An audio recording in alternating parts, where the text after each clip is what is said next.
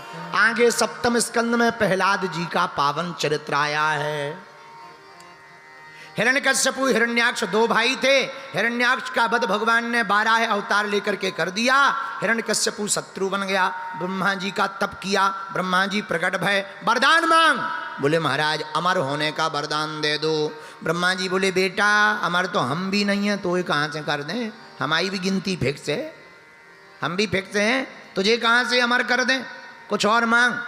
तो इतने वरदान मांगे हिरण्यकश्यपु ने, न दिन में मरूं न रात में, तथास्तु, ऊपर मरूं न नीचे, तथास्तु, बाहर मरूं न भीतर, तथास्तु, अस्त्र से मरूं न शस्त्र से, तथास्तु, 12 महीनों में से किसी महीने में ना मरूं, तथास्तु। महाराज एक और वरदान दो। बोले क्या? बोले महाराज ना मनुष्य से मरूं, न बानरों से, न जानवरों से। ब्रह्मा जी बोले तू वरदान ही मांगता रहेगा क्या, इतने झड़ी लगा दी, जा। तथास्तु। लेकिन अब हिरण्यकश्यपु ने सोचा हमें अमरता तो नहीं मिली, पर मार भी कोई नहीं सकता, ना दिन में मरना है, ना रात में मरना, ना ऊपर मरना, ना नीचे मरना, ना बाहर मरना, ना भीतर मरना, ना 12 महीनों में किसी महीने से मरना, ना अस्त्र से मरना, ना शस्त्र से मरना, ना नर से मरना, ना जानवर से मरना। अब हमें मरना ही नहीं है, तो हम ही भगवान हैं। फिर क्या, उसने अपनी पूजा करवाना शुरू कर दी। ए सुनो, आज के बाद पूरे राज्य में हमारी पूजा होगी। किसी को मंत्र जाप करना है हमारे नाम का, ओम हिरण्यकश्यपाय नमः। हवन करना हमारा, ओम हिरण्यकश्यपाय स्वाहा। हमारी मूर्ति की पूजा करो।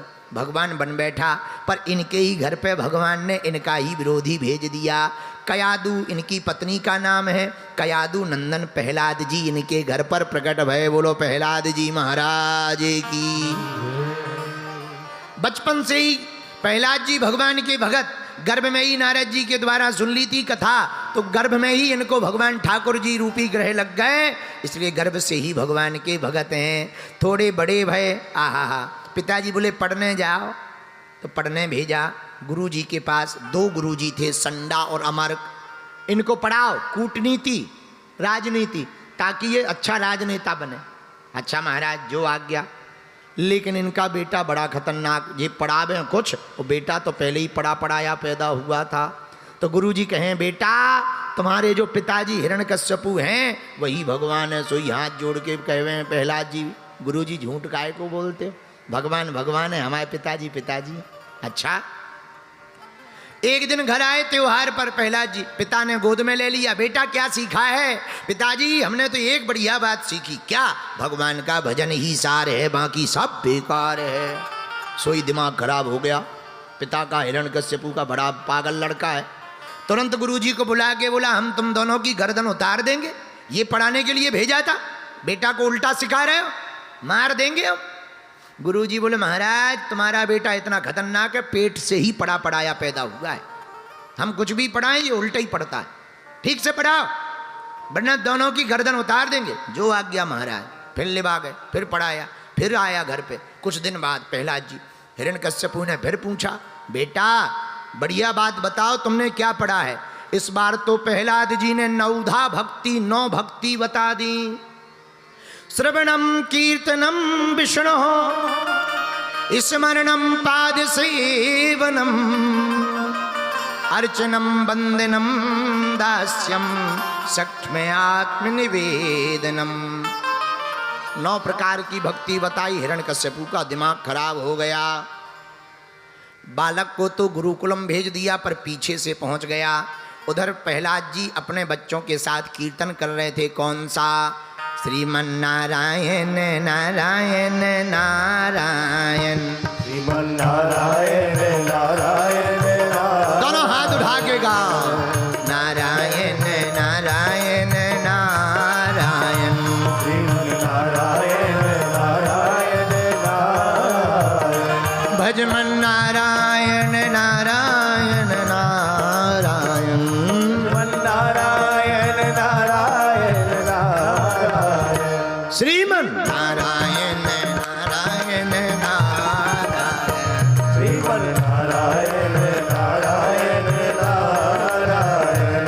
अजी जो नारायण नाम लेते हैं, जो नारायण नाम लेते हैं, पाप होते सब छारायण, पाप होते सब छारायण, पाप होते सब छारायण, पाप होते सब छारायण, छारायण, छारायण, छारायण। इसलिए तुम भी गाओ और हम भी गाएं। श्रीमन नारायण नारायण, श्रीमन नारायण नारायण नारायण, लक्ष्मी नारायण नारायण नारायण, लक्ष्मी नारायण नारायण नारायण, सत्य नारायण नारायण नारायण, सत्यनारायण नारायण नारायण, श्रीमन नारायण नारायण।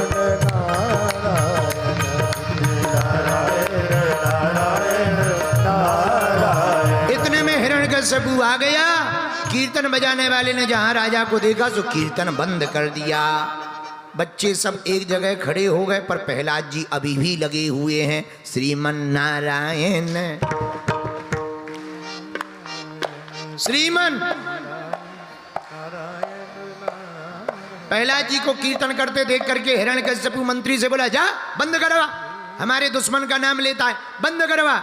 जैसे ही मंत्री गया, उसने प्रहलाद जी को पकड़ा, ऐसा करंट लगा मंत्र जाप का कि उसको भी ध्यान नहीं रहा। बोले भाड़ में गए राजा, मजा तो इसी में है। और वो भी करने लगे श्रीमन नारायण नारायण नारायण, भजमन।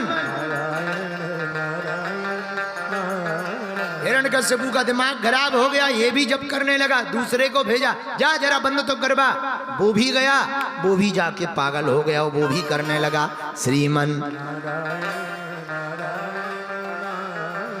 जब स्वयं हिरण्यकश्यपु गया, तब प्रहलाद जी चुप खड़े भय। बोलो सीताराम, बता तेरा भगवान कहाँ है? प्रहलाद जी हंस के बोले, ये बताओ कहाँ नहीं है, सब जगह है। अच्छा, इस खंबे में भी है? बिल्कुल है। और खंबे में बांध दिया, तलवार निकाली मारने के लिए। हम देखते हैं तुम्हारा भगवान इधर है कि नहीं। जैसे ही मारने के लिए तैयार हुए, प्रहलाद जी ने हाथ जोड़ लिए, बोले महाराज हमें मरने में कोई दिक्कत नहीं है, पर लोग तुम्हारे ऊपर उंगली उठाएंगे, अपने हिसाब से देख लेना। फिर हुआ क्या?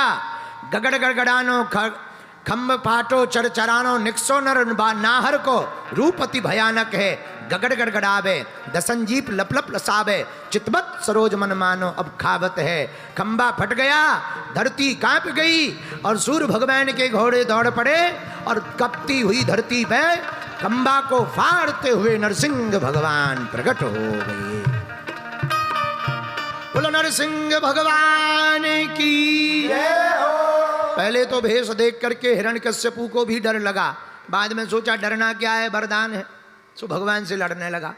भगवान लड़ते लड़ते ले गए, दरवाजे की देहरी के ऊपर अपनी गोद में बैठा लिया। बोले ले यहीं पड़ा रहे, और बैठ करके दबा लिया। हिरण्यकश्यपु बोला हमें नहीं डर लग रहा। भगवान बोले क्यों? बोले हमें मरना ही नहीं है। बोले क्यों नहीं मरना है? बोले वाह, वरदान है, वरदान। क्या वरदान है? बोले ना मैं दिन में मरूंगा ना रात में। भगवान बोले अभी देख ले, ना दिन है ना रात, शाम हो गई है तब भी नहीं मरूंगा। क्यों? मुझे वरदान है। क्या? ना मैं बाहर मरूंगा ना भीतर। भगवान बोले बीच का बीच फंसा है दरवाजे की देहरी पर, ना बाहर है ना भीतर, फिर भी नहीं मरूंगा। क्यों? वरदान है। क्या? ना मैं ऊपर मरूंगा ना नीचे। भगवान बोले देख बेटा, ना तू नीचे है ना ऊपर, हमारी जांघों पे लेटा है, लिफ्ट में है, तब भी नहीं मरूंगा। क्यों? वरदान है। क्या? ना मैं अस्त्र से मरूंगा ना शस्त्र से। भगवान बोले हमारे नाखून देख ले, तेरे जैसे दो निपट जाएंगे, तब भी नहीं मरूंगा। क्यों? वरदान है। क्या? महाराज मैं 12 महीनों में से किसी महीने में नहीं मरूंगा। लो बच गया। भगवान धीरे से बोले अभी अभी एक स्पेशल महीना तेरे लिए ही लॉन्च करके आए। अधिक मास का जो महीना होता ना, कई बार 3 साल में एक बार आता है, उसको अधिक मास का महीना कहते हैं। वो स्पेशल हिरण्यकश्यपु के लिए भगवान ने बनाया। बोले ये अधिक मास का महीना तेरे लिए ही लॉन्च किया है, अभी अभी लैंडिंग हुई है, वही चल रहा है, फिर भी नहीं मरूंगा। क्यों नहीं मरेगा भैया ये बता? ना मैं नर से मरूंगा ना जानवर से। ओ हो देखो मैं बच गया। भगवान बोले हमारी फिटिंग देख ले, ब्रह्मा जी की फैक्ट्री में भी ऐसा मटेरियल नहीं है। आधा नर हूं आधा सिंह हूं, इसलिए लोग कहते मुझे नरसिंह हैं। अब हिरण्यकश्यपु समझ गया बचना मुश्किल है। सोई भैया भगवान ने दोनों अंगुलियों के नाखूनों को उधर में डालकर विदीर्ण कर दिया, अतनियों को निकालकर मुख में लगा लिया, हिरण्यकश्यपु का उद्धार कर दिया। बोलो नरसिंह भगवान की। इसलिए पुराने जमाने में दरवाजे की देहरी को प्रणाम करके अंदर जाते थे, हाँ या ना? तुम्हें याद है क्यों प्रणाम करते हैं? क्योंकि दरवाजे की देहरी पर नरसिंह भगवान का वास होता है, और जो अपने दरवाजे की देहरी पर नरसिंह भगवान का चित्र लगाता है उनके घर में भैया भूत प्रीत तो घुसने से डरते हैं, ये तो पक्का है। हाँ, पर वेदोक्त पद्धति से शास्त्री किसी आचार्य शास्त्री के द्वारा संकल्प लेकर के बढ़िया पूजा पाठ करके कोई करवा लेवे, दरवाजे की देहरी पर नरसिंह भगवान लगा लो भैया, फिर देखो कोई नेगेटिविटी एंट्री करने के पहले, नकारात्मक ऊर्जा प्रवेश करने के पहले 100 बार सोचेगी। बोलो नरसिंह भगवान की। आहा, अब हिरण्यकश्यपु मर गया, देवता बोले स्तुति करो, भगवान आए हैं। देवताओं ने कहा कौन स्तुति करे, भगवान का विचित्र स्वरूप है, कहा शंकर जी को भेजो। जैसे ही शंकर जी स्तुति करने गए तो नंदी पे बैठ कर गए बैल पर, और भगवान नरसिंह और शेर की नज़र से भगवान ने एक नज़र टेढ़ी ऐसी लगाई, सोई बैल भागा हुआ नजर आया। अब कहा बताओ भैया इतने तेज भगवान आज तक नहीं देखे, बड़े तेज रूप में है, कौन स्तुति करेगा? बोले एक काम करो, पति देव कितने नाराज होवे, कितने ही खतरनाक गुस्सा में होवे, पत्नी पहुंच जाती है तो पति शांत हो जाते हैं। बोले एक काम करो लक्ष्मी जी को ले आओ। लक्ष्मी जी के पास गए, माता आपके स्वामी जी हस्बैंड बहुत नाराज है, चलो जल्दी से आरती करो। हाँ, हमारे पति देव, अरे वो तो परम शांत है, वो कभी नाराज नहीं रहते। शांताकारम भुजगशयनम, वो तो परम शांत है, वो कहाँ क्रोध में होंगे। माता आज हैं। अच्छा, सोई 16 श्रृंगार किया लक्ष्मी जी ने, थाली ली, तिलक चंदन फूल माला ली और चल पड़ी। जहाँ नरसिंह भगवान बैठे थे चरणों से जैसे ही आरती शुरू की और मुंह तक आरती लेकर के ही आई, भगवान ने एक घुड़क्का मारा सिंह की गर्जना में, सोई थाली फेंक करके भागती नजर आई। दैया मैया करती भाई हमने अपने पति देव को ऐसो खतरनाक रूप में नहीं देखो, भाड़ में गए, जब घर आएंगे तब निपट लेंगे। बोलो सीताराम। तो लक्ष्मी जी भी भाग गई। अब भैया कौन शांत करवावे ने, कौन स्तुति करे? तो देवताओं की नजर प्रहलाद जी पे पड़ी, भैया तेरे कारण आए हैं, तू ही स्तुति कर। हाथ जोड़कर प्रहलाद जी ने दिव्य स्तुति की। जय हो प्रभु, आप अखंड ब्रह्मांड नायक हो, आपकी लीला को कोई जान नहीं सकता है। आपने हमारे ऊपर बड़ी कृपा की, भगवान की गोद में प्रहलाद जी को भगवान ने बैठा लिया। आहा, गोद में बैठाया और इतना लाड़ लड़ाने लगे कि अपनी जीभ से प्रहलाद जी को चाटने लगे। आहा, और जब जीभ से चाटने लगे तो देवता देख करके रोमांचित हो गए। वाह भाग्य, क्या भाग्य हैं प्रहलाद जी के, जीभ से भगवान चाट रहे हैं। आहा हा, सबकी आंखें नम हो गईं। धीरे से भगवान जीभ से चाटते भाई प्रहलाद जी से बोले कुछ मांग ले हो। प्रहलाद जी बोले अब क्या मांगना है? और महाराज मांगने का काम तो बिजनेसमैनों में होता है, लेने देने का काम व्यापारियों में होता है, प्रेम में लेने देने का काम नहीं होता। प्रेम तो समर्पण का विषय होता है, हैं? नासा भक्त्या सा वही वड़िक, वो भक्त नहीं है, व्यापारी है, बिजनेसमैन, जो लेने देने का काम प्रेम में करे। वहां प्रेम है ही नहीं। बोलो सीताराम। और हम लोग इतने खतरनाक हैं, 2.5 रुपया का दूध चढ़ाते हैं, 5 करोड़ का पर्चा पकड़ा आते भगवान को। हो 2.5 रुपया का दूध, हे शंकर जी, हे भोले बाबा, नौकरी लग जाए, ऐसा काम हो जाए, मकान बन जाए, लुगाई आ जाए, बच्चे ठीक हो जाएं। लो 2.5 रुपया का दूध, वो भी पानी मिला हुआ, और 5 करोड़ का पर्चा। मानो शंकर जी उल्लू हो गए और तुम होशियार हो, हैं?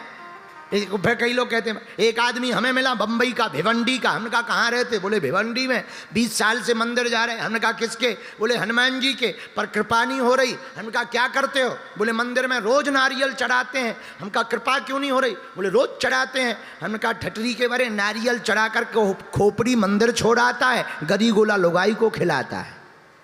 इसीलिए कृपा नहीं हो रही। बोलो सीताराम, जोर से बोलो और जोर से बोलो।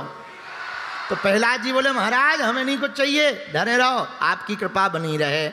भगवान ने खूब आशीर्वाद दिया, बढ़िया गद्दी पे बैठो, खूब राजपाट भोग भोगो और बढ़िया फिर हमारे धाम को आओ।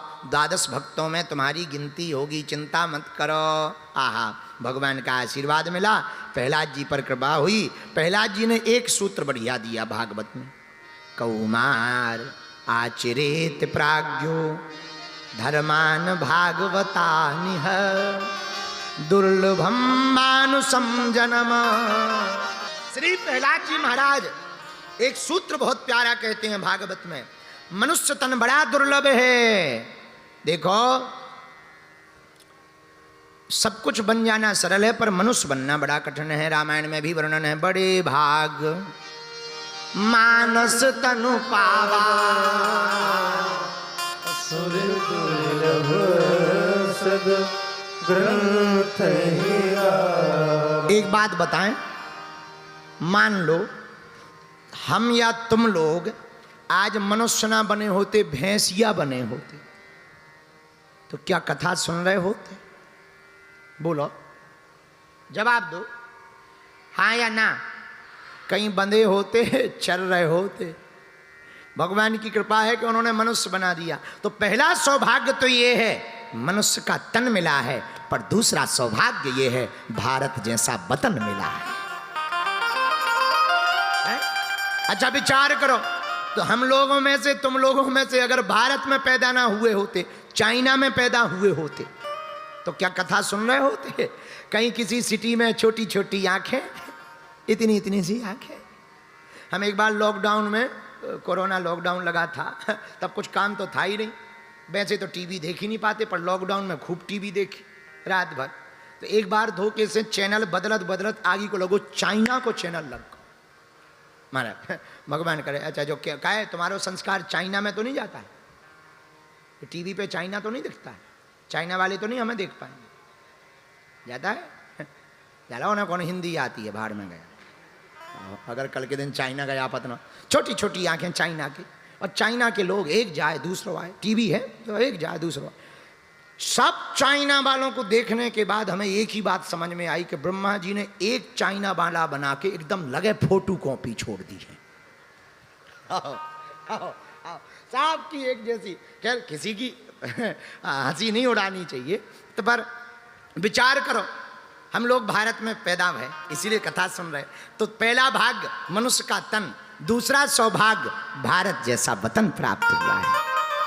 भारत के साथ जहां डाल डाल पर सोने की चिड़िया करती है बसेरा, वो भारत देश मेरा, वो भारत देश मेरा। जहां सत्य अहिंसा और धर्म का पग पग लगता मेरा, वो भारत देश मेरा, वो भारत देश मेरा। वंदे मातरम, वंदे मातरम। वो भारत देश मेरा, वो भारत देश मेरा। भारत कैसा, जहां भारत हमारा इतना प्यारा है, यहाँ गली गली में भक्ति है। हाँ हाँ गाओ, यह वो धरती जहां ऋषि मुनि जपते हरि राम की माला, यार बालक एक मोहन है और राधा एक एक बाला, और राधा एक एक बाला।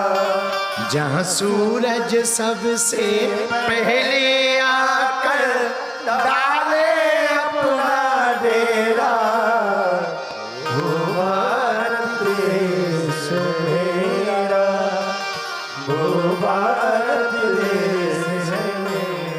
जी पर कृपा हुई। आगे कथा के क्रम में मनमंत्र की चर्चा आई और मनमंत्रों की चर्चा के बाद में खूब बड़ी विस्तार की चर्चा है।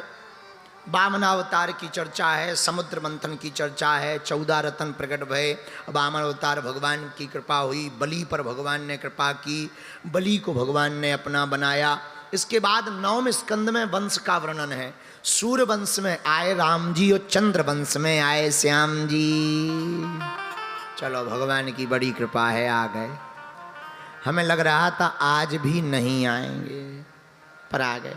राम जी आए सूर्यवंश में, श्याम जी आए चंद्रवंश में। अब राम जी कैसे का आए ये हम आपको दूसरे दिन बता ही चुके रामनवमी पे, इसलिए सीधे ठाकुर जी को बुला लेते हैं फिर कथा को विराम, क्योंकि तुम लोग भी बुढ़ापे का हमारा भी शरीर है, तो वैसे ही दिन भर के थके धरे हैं, तो आप लोगों को भी जाना है।